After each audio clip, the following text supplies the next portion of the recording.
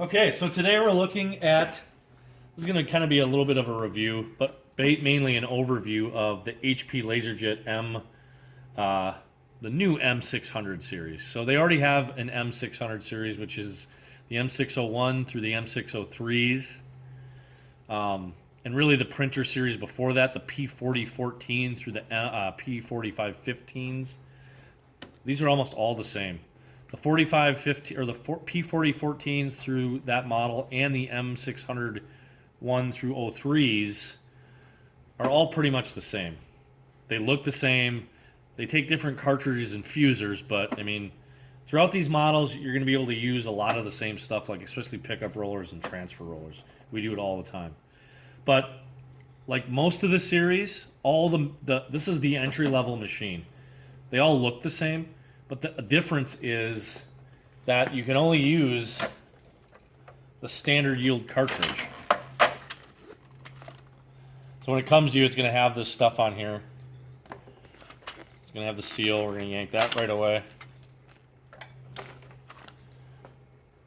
Small smart chip, but these will only be able to take the standard yield, which in this version is the 81A CF281As. So before you buy these machines, I would, I mean, this is a price point right now at like $600, but again, you're going to be limited to you're not going to be able to use the big cartridges, which, you know, that's a lot of lost yield, especially if there's going to be high yield cartridges. So that's on the inside. You can just yank that out. That just sits over the transfer roller. So if you look inside here, you know, it's basically like, these machines are all very similar from what used to be, which I still think is one of their best models, the HP 4200 series. It's very, very similar. So, you know, you got the transfer roller. You can use that same transfer roller throughout that entire family, starting from the 4200 series all the way up through these. You know, there's probably a little bit of difference in some of these, you know, like these manual feed assemblies, just because they change the casing and stuff. There's probably going to be a little bit difference on like stuff like this.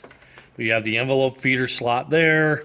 You have an external USB that you can hook right into that machine. You can hook right in with like a smartphone and stuff right into here, and you can interface and print right through that interface.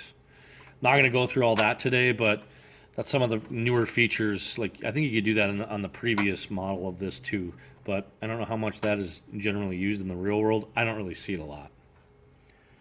So again, just keep in mind on the cartridges when you're buying the entry-level stuff, you're going to end up getting 12,000 pages less out of these cartridges than if you were by the high yield. And then you jump up to like which I think is the M605s and the M606s. And you got that little slot there that you can access the USB. Paper trays, again, almost identical. We already took some of the all this packaging that came off. If you ever buy new HPs, you're going to know that they always come with this orange tape. So I'm going to take this out kind of easily because I want to save this tray insert.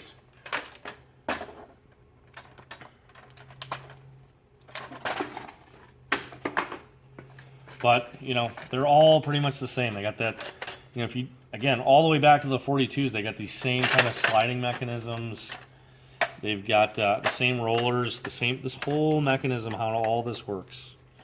Again, you can use the same rollers from all the way back to the 42s. Same roller.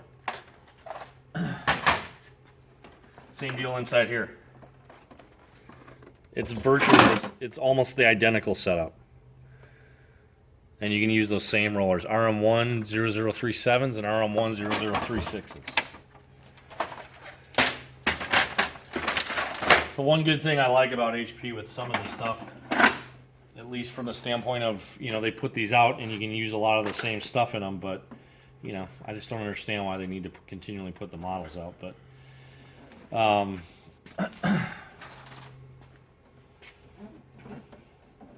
very similar setups to, again, all the rest. How the formatter cover comes off, that just slides open. What I do like on some of these new ones is you got the big heat sinks on the processors. These were the same type of issues that the aftermarket came up with on like the HP LaserJet P3005s, where the formatters would always crap out. Putting that heatsink there is huge to help preserve the boards on these formatters. But you can see the board size on this is way smaller than in the past.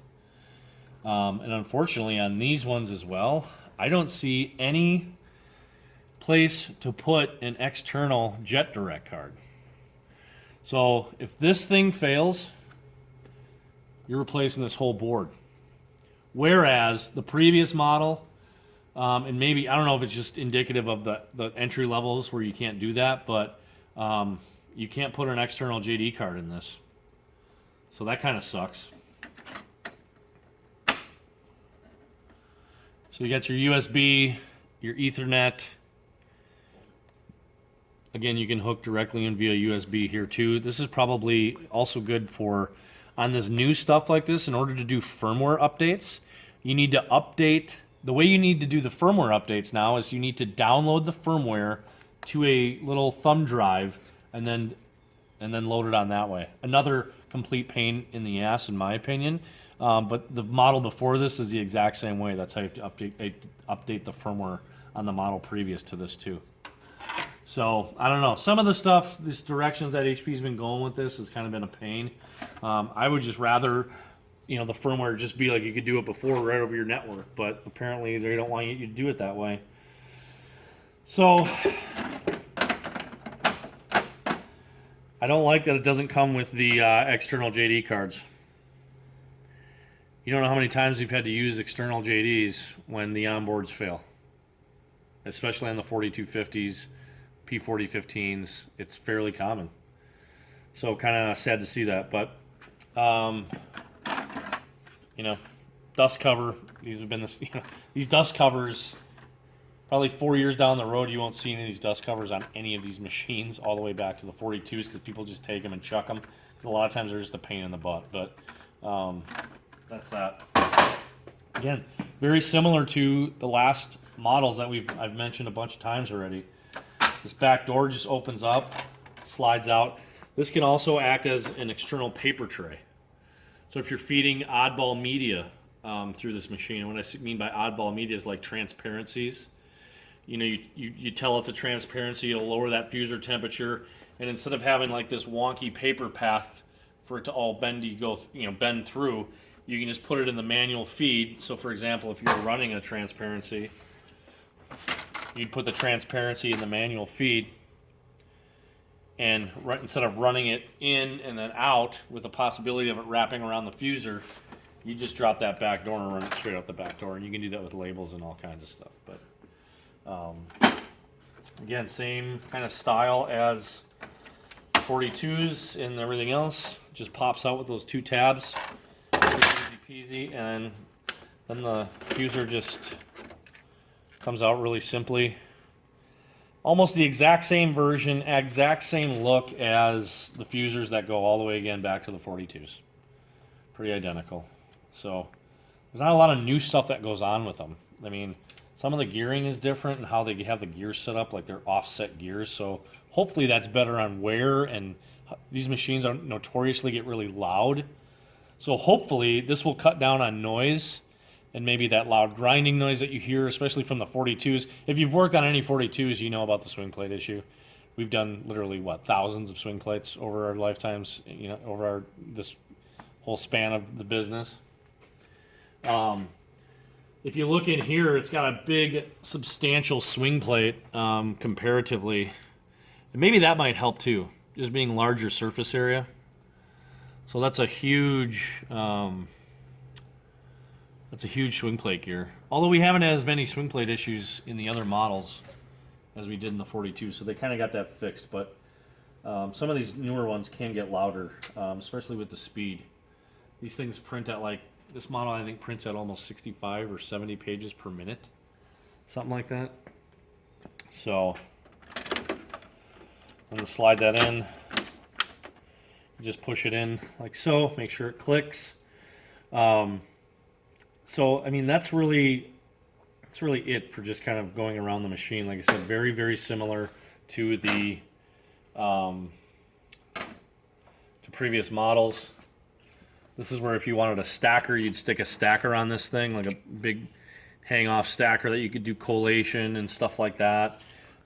These also have the external duplex modules, so all this stuff is like add-on accessories. So that's where your duplex module would go if you bought a separate duplex module with this thing, and it would just plug and play. It'd slide right into where this dust cover slides in. It'd be where your duplexer sits in there. So,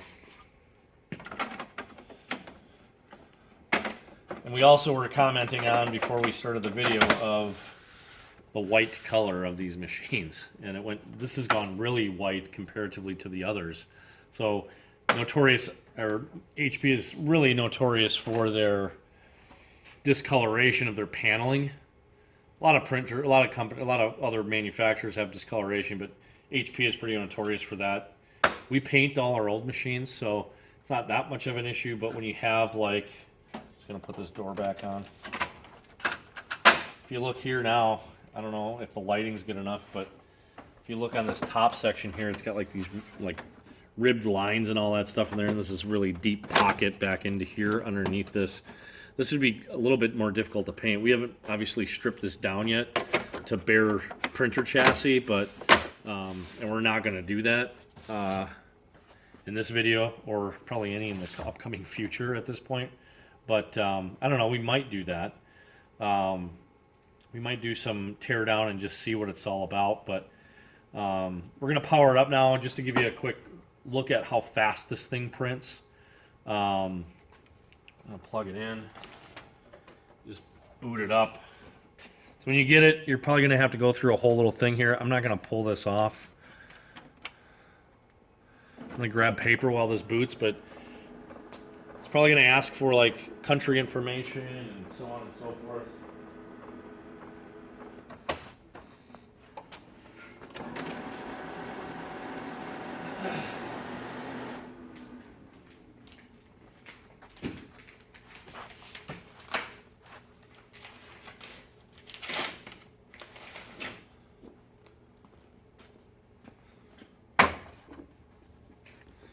Yeah, so these new ones are kind of notorious for the boot up cycle. Takes forever sometimes.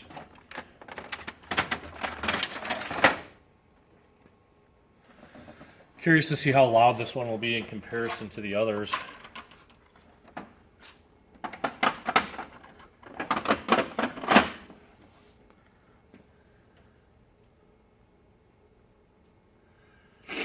So it literally will take, you can't see it. Yeah. Can you, if you get closer, can you see it? Yeah.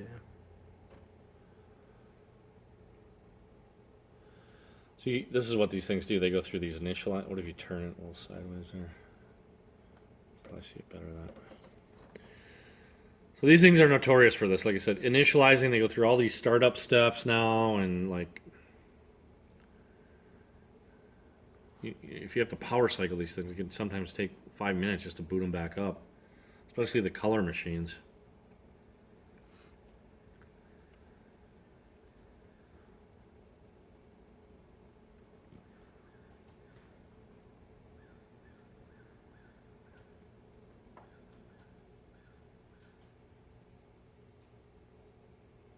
There we go. So it's going to ask us for the language. We're going to go English. Settings saved. We're going to go on the 12-hour. Wants us to set time.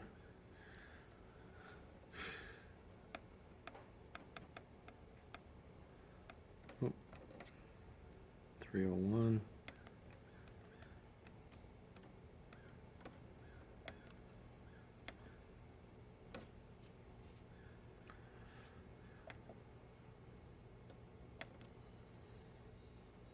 November 1st, 2016.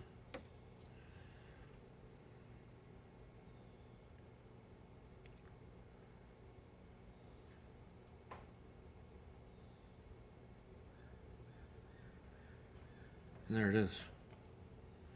Come to ready. So let's print off. And now you can do, like, if you look on this, there's all this different, and this is kind of like the previous series with the sign in, and you can do a lot of different things with that. But we're going to go to the admin menu here. What I don't like about these, sometimes it takes a while just to cycle through.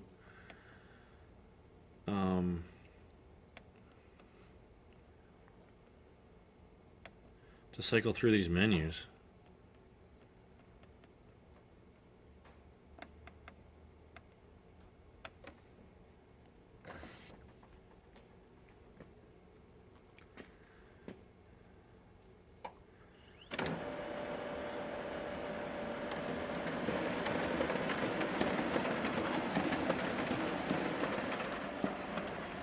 Pretty quick and pretty quiet.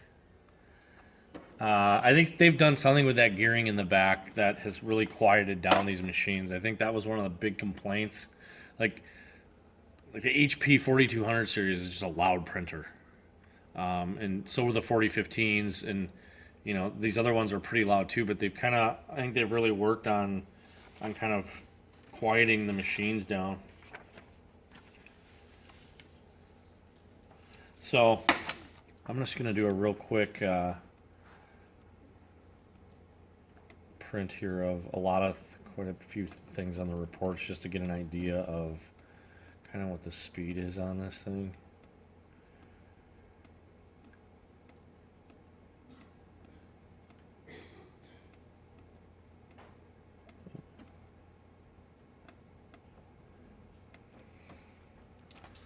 I can't remember what this one's rated at for speed. I want to say it's around, it's at least 60 pages, if not faster.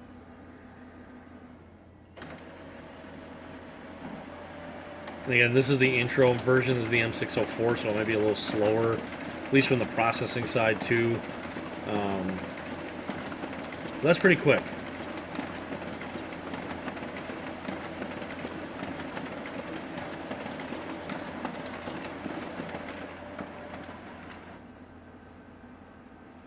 So there you have it, folks. There's the first look at the LaserJet. So the HP LaserJet Enterprise M600 series, the new M600 series. So the new release of the M604s through the M606s. And again, you can outfit these things with optional trays, stackers, duplex modules, the whole nine. I think the biggest drawback that we saw from jump is there's no way to put an external JD card in there. So if this thing fails and you got to put a whole new board in there, that can be pretty pricey rather than just putting a Jet Direct card in. So I'm not sure what HP has.